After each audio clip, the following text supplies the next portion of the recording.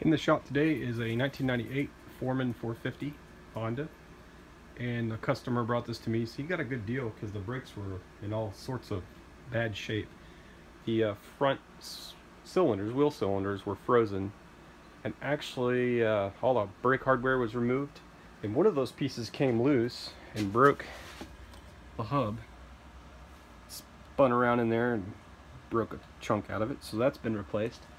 And all the new cylinder hardware is installed and bled. Now we're moving on to the rear. Typical thing I see on these two is a frozen rear brake cable. So what I like to do is attach a new cable to the old cable at the rear and pull the old cable through by the handlebars. That way it follows all the old guides and saves you a lot of time. So first I do that by wiring, or I use safety wire here, and then I'm going to wrap tape around it to make a nice smooth transition so it doesn't get snagged in anything. There's only one little rubber grommet in the rear back here. Here's the rubber grommet, and I'm going to cut that off with a knife. This is the old cable, so I'm not going to be using it, but that'll hang up if you don't cut that off. And this is just right behind that panel on the right hand side. Easy to get to. So I grab the cable up here with my left hand, reach underneath and wiggle it so I can grab the cable that's moving. Now that I've got it, I'll pull with my right hand, inch it, and then take out the slack. Just like that.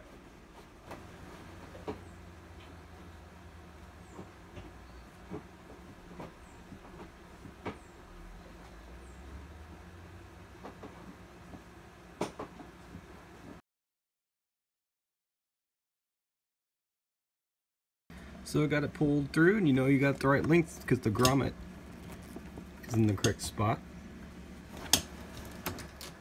And I'm just going to put the nut on here at the rear before I adjust anything, just to make sure that I can get everything hooked up, leave it nice and loose. That looks good so far. So back here up at the handlebar, remember I left the back loose so I could move this cable. Catch the nut forward.